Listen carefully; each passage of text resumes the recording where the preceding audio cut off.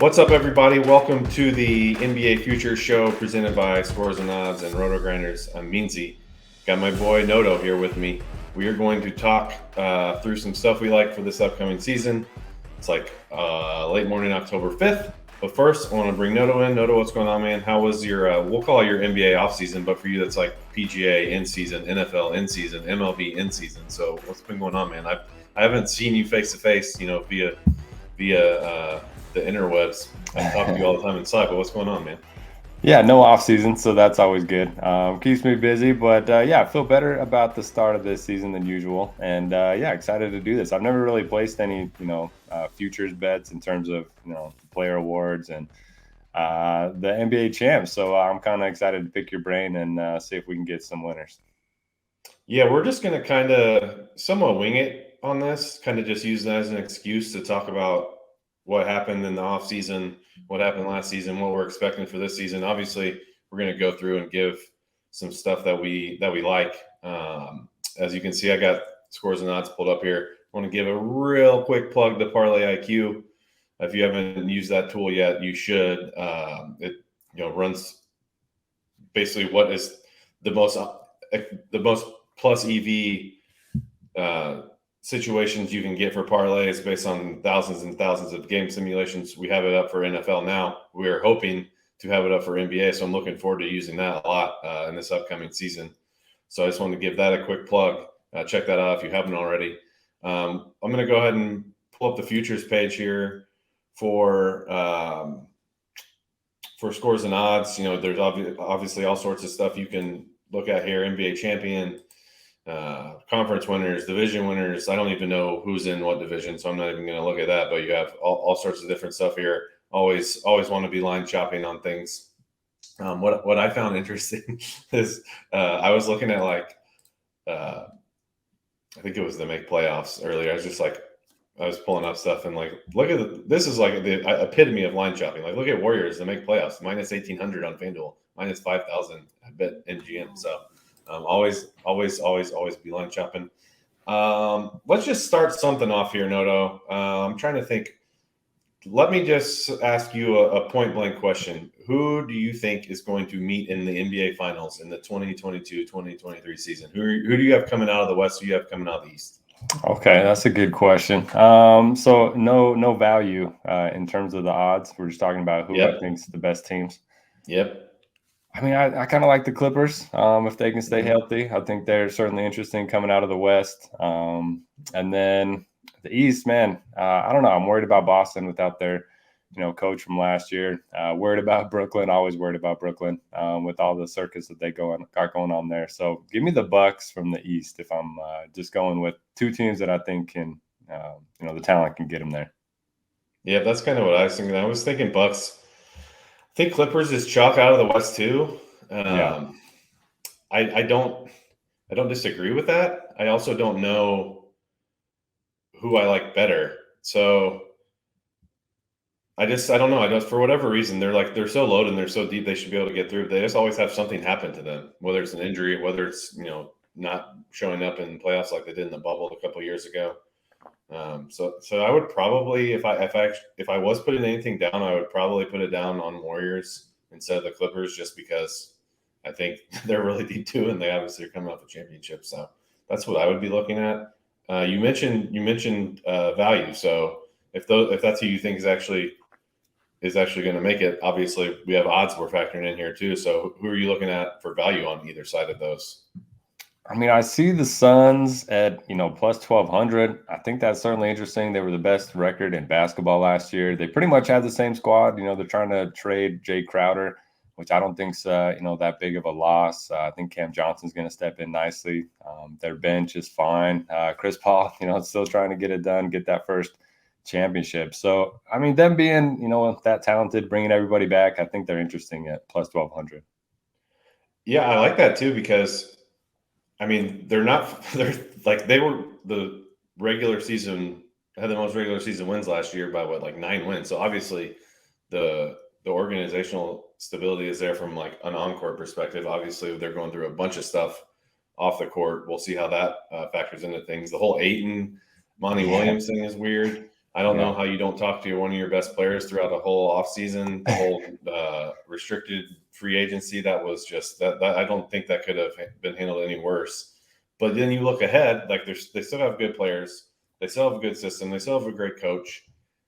And I don't know, like when KD asked for his trade request earlier this summer, they were one of his preferred teams. Like, wasn't it them in the Heat? So I know Ayton can't be traded until like January or something, but let's say they revisit all this in January. Maybe they end up becoming a team that KD actually goes to.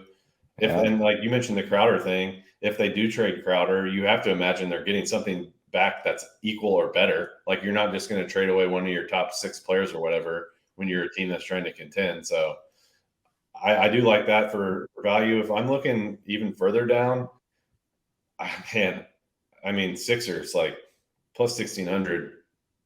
If you look at how if you look at like best case scenarios and worst case scenarios for teams, like the best case scenario for the Sixers is that Harden is, not Houston Rockets Harden, but he's, all-star Harden, or threatening to make an all-NBA team Harden. You have PJ Tucker in addition there. Like, you look at their wings now, they have Melton there. That if you look at their wings, like the guys they have that are going to play a bunch of minutes that aren't, basically their top 4, Maxey, Embiid, Harden, and Tobias, like, they have guys that are theoretical two-way guys now, like Tucker, Melton, Daniel House. So I think if I'm picking one for value, I'm going Sixers. I'm not going to talk about anything further down than that. I mean, Mavs is kind of crazy that it's that low, but that's probably one if I'm taking a long shot on the Mavs. Let's look at some regular season win stuff. This is the category I've been focusing on a lot as I've been ramping up my NBA research the past couple of weeks. There's a lot that I like here. So I'll give mine in a few minutes, but I've been rambling enough. So give me, we'll save our favorite bets to the very, very end of the show, like the ones that we would absolutely recommend you throwing some coin down on. But pick anybody you want here. Regular season wins. Give me an over, give me an under, whatever you want. Give me something, but don't give me your best yet. All right. And to your Sixers point, James Harden, in best shape he's ever been in, right? Of course. Me too, Lotto. Look at me, man. Look at me. Best shape I've ever been. Had a great offseason. It's crazy how that happens every year for most players. But so for my first, I'm going to go with the Lakers under. I think they're at 44.5. I think they had 33 wins last season. LeBron James, another year older. Anthony Davis always hurt. I don't think Russell Westbrook, fits the roster very well. I don't think anybody wants him there. Unfortunately for him, kind of starting to feel bad for him at this point. And then I think LeBron's just kind of trying to wait until his son gets in the league so he can make one last push. I think, if they end up getting off to a slow start, I think we're going to see a lot of rest games for LeBron. So I'm going to take the under on that one. We typically see a lot of the public, bet the Lakers over. So maybe we're getting a generous line there too. I agree with you. I think just especially when you look at some of the other teams in the West, I think they're gonna be playing contention team again. The only concern I have is if they do push the chips in and get rid of those picks that they're dangling out for everybody, and get rid of Russ and bring in a Miles Turner and a Buddy Hield, something like that. That seems to be the most popular one. Even then, I still don't think it's a given that they're going over their total. That's obviously going to make their team better, but you're just really banking on really, really, really good LeBron and AD seasons, which is scary. But I mean, the proof's on the court, man. They just weren't that good. LeBron averaged 30 points last year, and how many wins did they end up having last year? So yeah, I think I'm on board with you on the under there. One that I'm trying to find it here. Let's see. I'm saving. Oh yeah, here we go. Pelicans. All right. I would go over here and you can get it at 43.5, by the way, over on FanDuel, which I don't think is all that bad. You basically look at their top, I don't know, 8 or whatever. I think they have a good bench. Obviously, you run their starters. You're going CJ, Ingram, Zion, Joe Val, and Herb Jones. Really good starting 5. Lacking shooting probably, but still, I mean, Ingram is improved from a 3-point perspective. McCollum obviously is good. Herb's looking a little better, at least if you look at what he's been doing in the offseason so far. So I like those guys. I really like their coaching. and I forget who. I think it might have been Andrew Lopez on one of the podcasts I was listening to, but he said basically he made a good point for once they made the CJ McCollum trade. Soon after they made the McCollum trade, Ingram got hurt. So if you look at actual games last year when McCollum and Ingram played, like they were really, really good, and a winning percentage that would have them going way over this 43.5 point total. So that's one I'm looking at for those guys. And one thing I was looking, I caught a little bit of the Bulls Pelicans preseason game last night. And if you want to talk about best shape of their life, we got to talk about Zion, because of course that's what is coming out of Pelicans camp too. But one thing I always thought was key, like when you actually can tell whether he is or not, is when he's making like defensive plays, when he's making like, really good blocks, getting in passing lanes, things like that. Because that was stuff when you look back at it when he played that 1 year Duke, like that was stuff that's why everyone was so gaga over him, besides the obvious offensive talent, like is that he could be a defensive like playmaker. And you didn't really see as much of that as we thought. I know, especially when we were like looking at DFS stuff, like he wasn't getting nearly as many stops as we thought he would be. If you see that popping up like we were kind of seeing last night in that game, I think that's going to bode well for all sorts of different stuff for him, as far as whether it's DFS, gambling, his stats, whatever. So that's what I'm looking at. You gave me Lakers under, so I'm gonna throw it back to you. Give me something you like over. All right, so I agree on the Pelicans. That was on my list as well. And we're gonna talk about Zion here soon. And boy. But what was I going to say?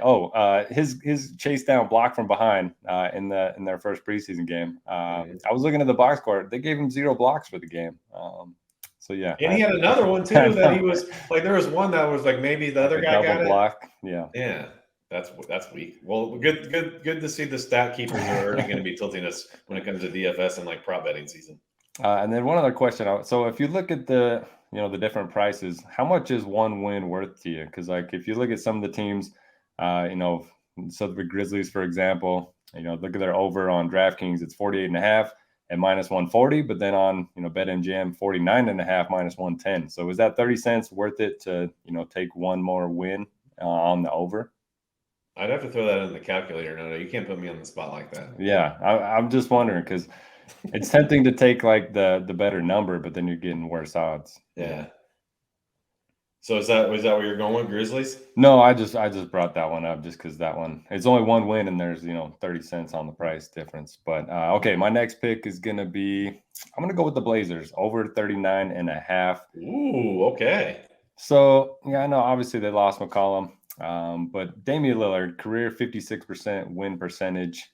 Pretty much anytime he stayed healthy, they've been over a 40-win team. I think Anthony Simons is going to be better this year. I still like Nurkic. I think Jeremy Grant, could be a nice piece for this team. And I think the bottom of the West is just really bad. So I think there's going to be some easy wins there. 39.5. I think win half your games, and that should be good enough. Yeah, and they got Gary Payton too as well. So I want to see. Right. I know he's hurt, but that's going to be another guy they can bring in off the bench. They got Josh Hart too. I really like their starting five. We'll see what those guys can give them. In the reserve unit, you have a ton of guys that they were giving shots to last year. It was like full on tank mode. Which if we had maybe a later show we can do to like talk about Wembanyama, but oh my God, like that guy is like literally the future of basketball. Like if you want to know what the future of basketball looks like, it's like 7-footers or maybe 7'3", 7'4", like that dude who can just literally do everything. It's like literally you're playing a video game. It was pretty wild to see all his stuff too last night. I made you give me an over and an under, so I'm gonna give an over and an under as well. I already gave the over, so let me think here. I think I'm gonna go. I put this on Scores and Odds maybe a week or two ago for the premium subscribers. I want to see what it's at now. I'm going Jazz. Your Jazz. I want to talk about your Jazz, Noto, because like, okay, this is already down low. It's 25.5 in some spots, 23.5 in others. So you can still get this at 25.5. I'm definitely going under here. So you look at what they've done. Obviously, the chips have fallen. Quinn Snyder, I don't know if you want to call it retires or just like doesn't. I don't remember what the contract situation was. He's not the coach anymore. I think Ainge came in at the start of last year or midseason. What did they do with Ainge? Baron. When did he actually start making decisions. Yeah, I think it was a start, but don't quote me on that. Yeah. So then, obviously, then the Gobert trade piece falls, the Mitchell trade piece falls, and the Bojan gets moved. It's clear what they're doing. Like they are just going all in for it to be as bad as possible. And for whatever reason, I don't think they're going to get as much credit as some of these other teams. Like because we've already seen the Thunder do it. We know the writing's kind of been on the wall with the Spurs. We've already been seeing the Rockets do it. The Pacers did it last year. But since like the Jazz are like the new one, I don't think everyone is actually buying into the fact of A, how bad they will be, and B, how bad they want to be. Like Ainge, there's no middle ground with Ainge. Like he wants to either go for titles or he wants to tank. So they have some good players. Like obviously Sexton, he just got that contract in the sign and trade. They have, I mean, Conley's there now. Like I wouldn't be surprised if he's the next one to get moved. They have some guys they brought over in BL the trades with like, Vanderbilt. I think Ed Markkanen's there now too. They still have Clarkson left over. So they have a good bunch of players, but I just don't think those players are all going to be there when it's all said and done. And they're going to do what they can to get to the bottom of the records in the league and the top of the tankathon draft. So one thing I think I was mentioning when I wrote up the pick is like I think last year and maybe even the year before, there's like a lot of teams that were below this number. I think I wrote it up at 25.5. I'm not sure, but like there can be a bunch of teams tank and a bunch of teams like have really, really low win totals. So I'm not worried about the fact that some people say like there's only like when there's a number this low that in the last decade, like the people have gone over this number 70% of the time. Well, more and more teams are tanking each year. Like I don't even think the Jazz would have had this mindset as recently as like 3 years ago. So under Jazz for me. Sorry, Noto. I don't know. You seem like you're an intelligent fan though. Like as much as you want them to win, you probably also want them to like be really bad for one season, right? Yeah, and honestly, I mean, DFS killed my allegiances, 10 years ago. So, I mean, I still root for them, but I'll root against them each night if I have players. Yeah, you mentioned it's just such a strange roster. I mean, they got Olynyk, THT, just like the most random guys. And you mentioned the motivation for Danny Ainge is just to get as many good draft picks as possible and then eventually make a run. So I'm with you. I don't mind taking the under there. And I'm kind of excited. My dad's company's got really good seats. And so if they're bad, that means I get to go to more games this year. There you go. All right. You teased it earlier. Let's start moving in. We talked a little bit about team stuff. We talked about regular season win stuff. Let's start moving into some of these individual awards. You teased it earlier. It's a Zion pick. It sounded like, and I'm trying to. I know I can rule out a few of these. I know I can rule out Sixth Man of the Year. I'm assuming I can rule out Defensive Player of the Year. I know I can rule out Rookie of the Year. So it looks like I got two here to pick. Which one are you going with here, man? Yeah, so if you pull up the odds, I was actually looking at this last night. So the MVP, you get him at like 30, I believe. But then you go most improved, and he's 20-1. So give me the most improved for sure. Not competing against Jokic and Embiid and Giannis. It's hard for them to improve that much to win this award. So this is kind of just betting on his ceiling. Who knows if he's going to stay healthy? I wouldn't bet on any of his median outcomes, but I mean, the Pelicans gave him a max contract in the offseason. Obviously, much better shape coming in. He's been just a stat god when he's been on the court. So I'm willing to bet on the upside. I think if he has this a good season, everyone's going to want to give him the award anyway. And yeah, I mean, Anthony Edwards got a lot of usage to compete with in that offense. I like Halliburton, but Zion he's a star. And I think if he plays well, they're going to give him some type of award. Normally, I would like push back on this a little bit, but last year, like the voters proved that they're fine giving it to a really, really, really good player. Like, because Ja got it last year, right?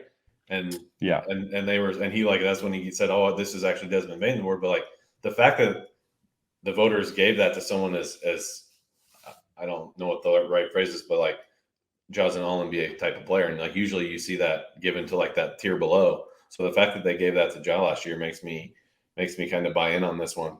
If I'm looking at this award from my perspective, I'm trying to look at. I want to focus in, I guess, on maybe like the rookie to sophomore jumps are the tough one. So like I kind of want to say Cade. Like if the if the Pistons just overachieve, like everyone's expecting them to just quote unquote tank again, even though they're going to be improved.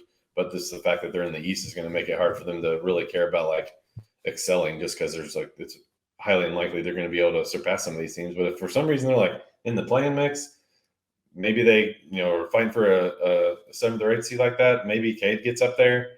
Maxey, like Maxey, I could see the one being it because like let's just say theoretically, like we talked about best case scenarios already for the Sixers, and that revolved around James Harden being an All NBA player. But like, let's say Maxey is just like from the get go, just obviously way better than Harden, which you can make the case that has already like started to show. When they made the acquisition from Harden last year, like Maxey is like really, really good, and I don't think he gets enough credit.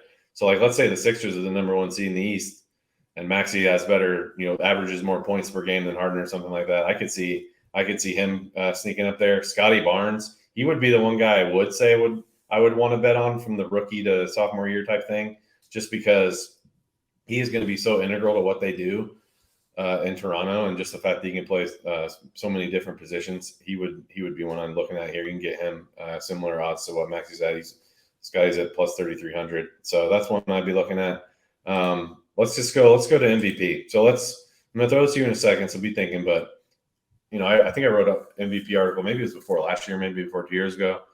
But very clearly, there's some like things that you have to check, boxes you have to check to win an MVP. You have to not have won it 2 times in a row, because like the last time that someone won 3 times in a row was I think it was Larry Bird back in like the early 80s. So like not even MJ, not even LeBron. So like that already makes you worried about Jokic. So that's one thing. Another thing is there's some exceptions, like the Russell Westbrook triple-double year, maybe a little bit of Jokic's last year. I'd have to look, but like you have to have a really good team. Like you have to have a good record. So those are 2 things right off the bat from off the top of my head that I remember you have to kind of check those boxes off. So looking here at MVP, let's talk about I guess I mean I know it's kind of a cop out to like talk about it like this, but who do you think is going to win the MVP? Let's not talk about odds first. Who do you think is actually going to win it? Because like that's something you can feel like that you can pinpoint that pretty well, like who's going to actually win it. But then we'll talk about some odds here in a second. Yeah, for me, if the Mavericks are going to be good, I think it's Luka's year to win. He hasn't won one yet. The stats have always been there in his career. Now he doesn't have Brunson, doesn't have Porzingis. His usage is going to be off the charts this season. So I think the numbers are going to be there as long as they have a pretty good season. I like his chances a lot. I don't love the plus 475 or whatever it is, but it's hard for me not to pick Luka up at the top. You mentioned Jokic not winning 3 in a row. Plus he's got Murray and Porter back. Giannis could certainly get there. Embiid plays with Harden, so that worries me a little bit. So yeah, I mean, give me Jokic give me Doncic, and I don't think it's that close for me if value is not a part of the equation. What do you think they're going to do with Embiid? Like I know he kind of made it sound like he was kind of chasing this award last year. So like he kind of maybe played more games than he usually would have. Do you think that's something he's going to try to? Because now it might be as real of a chance as ever for him to get it if like they're one of the top 1 or 2 seed in the East and he's healthy and he's putting up massive numbers. Do you think? I kind of think he's going to chase it again this year. What do you think? Yeah, I didn't even know that was a narrative last year. So I mean, he did play a bunch of games and a lot of minutes. That's for sure. So yeah, I don't mind it. Plus 700, certainly a lot more palatable than the plus 475 for Luka. But yeah, I just think it's Luka's time. I don't know. Yeah, I'm going to come back to this in a second, but your Luka discussion made me think of one other I want to mention. 6th man of the year. I don't know, Christian Wood, man. I don't know if this thing is gonna continue to happen, and even if it is going to happen at the start. But they're apparently hell bent on starting JaVale at center. Like you remember last year, definitely in the playoffs, but even in the regular season, they would do the Dwight Powell thing, play 4 minutes. He'd come out and they'd go to like the lineup they really want. Do the same thing at the start of the second half. He'd usually fall in like the 16 to 20 minute range to Dwight Powell. Now he's like their 3rd best center if you count Christian Wood as the center. It's like they're probably going to do the same thing with JaVale, but as long as like JaVale's starting and Christian Wood's the one playing like 32 minutes or 30 minutes and he's still coming off the bench, like he is like, as much as anyone knows that Luka is like the key to the Mavericks, I think the next key to the Mavericks is Christian Wood, because he's exactly what you need on a Luka team as a 5. It's just we'll see if he can defend, we'll see if he can be a good teammate, et cetera, et cetera. But he is for sure my sixth man of the year bet here at plus 1,200 at PointsBet. So that was one thing I wanted to talk about because I wanted to definitely bring that up. Yeah, go ahead. I was just gonna say I love this pick. I was reading some team previews a couple weeks ago, and they were saying, "Yeah, we're gonna bring Christian Wood off the bench." I was like, "Oh, wait, what? What?" Like, well, hey, if you're gonna do it, yeah, I'll bet the sixth man of the year. So by far one of my favorite bets of any that we're gonna talk about. Love being on the same side as them as Noto. All right, we're gonna go. I want to go back real quick back to MVP. We kind of wanted to keep this around 30-ish minutes, so we'll wrap it up here in a second. Give me a value pick at MVP, and I'll drop one too. I'm tempted to chase Kawhi at 30-1, but I don't know if he's going to play. Damn that low. Dang. I don't know if he's going to play enough games, Yeah. So that worries me. But I mean, Jason Tatum at 13-1, certainly interesting. Celtics have one of they're the odds to win the championship right now. So if they have a really good regular season, he's going to put up numbers. He seems to get better every year, especially with his efficiency. So I like Tatum there. What about you? Kind of stole mine. I'm gonna have to pivot here. I'm trying to think of on Zion. I don't know. This might be fishy, but LeBron James at 2,700. I'm trying to think of narratives, because that's how kind of some of these things. Obviously, you have to have great stats, which he should, but him doing something outlandish statistically at his age. And if the Lakers are like the 4 seed, if he can somehow pull them to overachieve to what everyone's talking about, because everything I've heard, everyone thinks like you said Lakers under. I've heard a lot of people say Lakers under, but let's say maybe AD comes back to being like he was 2 years ago, and this team is better than we think somehow. Maybe they make the trade, and the trade makes them a much better team than everyone thinks. And if they're fighting for home court advantage somehow for playoffs, and he's putting up 29, 9-9 or something, I could see him being in there. So I'll go LeBron as a last ditch MVP run as he winds down his career here. So that'll be my value one. Yeah, we'll see, man. I don't know I didn't really give my take on it. I kind of think it might be Embiid this year. That would be if I'm guessing on who's going to win. I think it might be Embiid though. So that would be my take. Got a question. Luka and Embiid or the field? Oh, I would go the field. Can you take that somewhere? That's a really good bet, actually. I mean, offered. You could just bet them individually and get better. Yeah, take the field. But that's true. You can't bet the field side at even odds, I'm sure. Yeah. I would probably say the field, just because if I'm gonna pick nits on why these guys won't win, Luka, just because they might just be a 6 or 7 seed, and he might just put up similar numbers this past year, just might not be enough. Embiid would be I think he was the one who mentioned it kind of after the last year when he realized Jokic was getting again. I think he kind of made some offhand comment that he's not going to chase it anymore. So maybe it was something I'm reading into him that he said. Yeah, his would obviously just be health or not playing enough games, just keeping him ready for the playoffs. So yeah, I would probably take the field there. All right, let's move into let's wrap this up here in a few minutes. I want to move on to our favorite bets here. If you're taking anything away from the show, I think these are the ones you want to run to a sports book and take. So what are you going with, man? What's your we'll call it Noto's lock. What's your lock? All right. In terms of the ones I haven't mentioned, so my favorites are Zion, most improved, Christian Wood, 6th man of the year. And then I like the Kings over 32.5. And there's not a lot of... I like that too, no. It shouldn't take a whole lot. I mean, De'Aaron Fox, he struggled at the start of last season, really picked it up in the second half. I like their roster. They just got a lot of solid guys. Davion Mitchell in the second year. They drafted Keegan Murray. Sounds like he's going to be really solid. Harrison Barnes is just a guy that you can, count on. So yeah, give me the Kings. I'll put in my 2 cents for why I like that too. When they got Sabonis last year, they're actually a really, really good offense. If you look at the numbers, when those guys, however many games, they were really good offense. They just sucked defensively. That's the story of the Kings. The Kings seasons these past few years. But like they got Mike Brown, and like that's usually what he does good is, or does well, I should say, is like make a team a little better defensively. Usually, so that's kind of his calling card. So if he can like make them average, and if they can like keep a really good offense, then I think that's why they could maybe go over this total. I'm not saying it's going to result in anything glamorous for them this season, but who cares when you're taking over whatever you said, 32.5. So yeah, I'm on board with that one too. I'm going Nuggies, man. So over 49.5. So I think, what were they? I was just looking it up and I forget exactly what it was, but like last year, or I think they were like 48 or something, 47. I forget exactly what they're, tell me what, it was like right around this. And while you're looking that up, I'm going to explain one.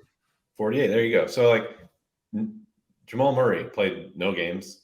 Michael Porter Jr. played 9 games, and they still got 48 wins. So you bring those two guys back in the mix, whether they're 90% of themselves, 80% of themselves, 100% of themselves, like their best versions. Like that's better than what they were rolling out. And the Kentavious Caldwell Pope swap, bringing him in and moving Will Barton out, say whatever you want about those two guys as players, like when comparing them. But I think KCP is a far, far better fit for this offense, or for this team, I should say, than Barton. So I don't know how they don't go over this total, short of like another. And even if like taking out like Jokic, obviously if Jokic gets banged up or something, then you're drawn dead. But you've already seen like if some of these other guys go down, like they can still manage. So my lock here was going to be Nuggets over. I'll go 49. Yeah, I'll go 49.5 on DraftKings. That would be mine. So what do you think about the Nuggets, man?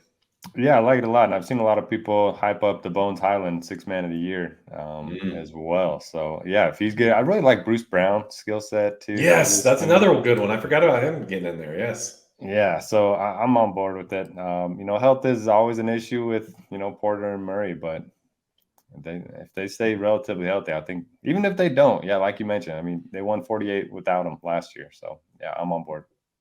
Yeah. Trying to think if there's anything else I want to touch on here, man. Like, October 5th, we got 13 days. 13 days, man, till the season starts. So there's MLB's over today. NBA starting here. We got I know you're a big PGA guy, so but like for me, I like the little 2-week break here because like this next 2 weeks is just gonna be like hardcore NBA prep. So yeah, it's gonna be fun. Yeah. So I guess we'll wrap it here. Maybe we'll try to do another one of these if we have the time to squeeze one in. Maybe look at some other stuff. Maybe we'll do, I don't know, maybe some sort of DFS preview. Who knows? We'll see. That's going to wrap it up. Noto, always a pleasure, man. We'll obviously be checking out all of your content over at RotoGrinders. Both of us will be doing premium picks on Scores and Odds too. So if you want to check our stuff out, we will be all over the place this upcoming NBA season. So that's going to do it for the NBA Future Show presented by Scores and Odds and RotoGrinders. That's Noto. I'm Meansy, and we will catch you guys next time.